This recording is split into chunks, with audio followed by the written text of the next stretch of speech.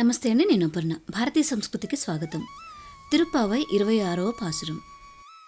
மாலே மணிவண்ணா மார்கழி நீராடுவான் மேலையார் செய்வனகள் வேண்டுவன கேட்டியேல் ஞாலத்தை எல்லாம் நடுங்க முரல்வன பாலன்ன வண்ணத்துன் பாஞ்சஜன்னியமே போல்வன செங்கங்கள் கோய்ப்பாடுடையனவே சாலப் பெரும்பறையே பல்லான் திசைப்பாரே கோல விளக்கே கொடியே விதானமே ஆலின் இலையாய் అరుళేలోర్ యంబాబాయ్.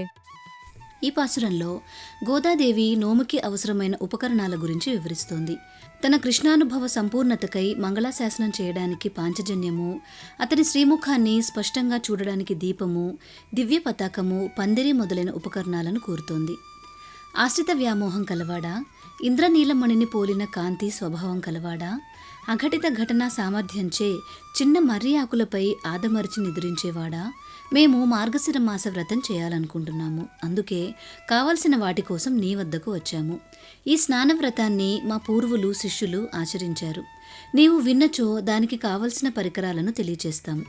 ఈ భూమండలం వణికేటట్టు శబ్దం చేసే పాలవలే తెల్లనైన నీ పాంచజన్యమనే శంఖమును పోలిన శంఖములు కావాలి. విశాలమైన చాలా పెద్ద పరమను వాయిద్యం కావాలి. మంగళ వాయిద్యాలు, మంగళగానం చేసే భాగవతులు, మంగళ దీపాలు, ధ్వజం, మేలుకట్లు కావాలి. నీ కృప చూపించు.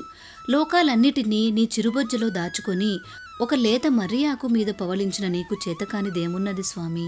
కరుణించి మా వ్రతం సాంగోపాంగంగా పూర్తయ్యేటట్లు మంగళాశాసనము చేసి వీటిని ప్రసాదించుము అని గోపికలు శ్రీకృష్ణుడిని ఈ 26వ పాసురంలో ప్రార్థించారు. గోదాదేవి జననం, బాల్యం, పాసురాల రచన, శ్రీ రంగనాథ స్వామితో వివాహం మొదలైన గోదాదేవి పూర్తి చరిత్ర తెలుసుకోవాలి అనుకుంటే ఈ వీడియో చూడండి. ఈ ధనుర్మాసంలో తప్పకుండా వినాల్సిన కథ. లింక్ డిస్క్రిప్షన్లో ఉంది. మీకు ఈ వీడియో నచ్చిందా? నచ్చినట్లయితే లైక్ చేసి మీ బంధుమిత్రులందరికీ షేర్ చేయండి. భారతీయ సంస్కృతి ఛానల్ని సబ్స్క్రైబ్ చేసుకొని బెల్ ఐకాన్ని యాక్టివేట్ చేసుకోండి.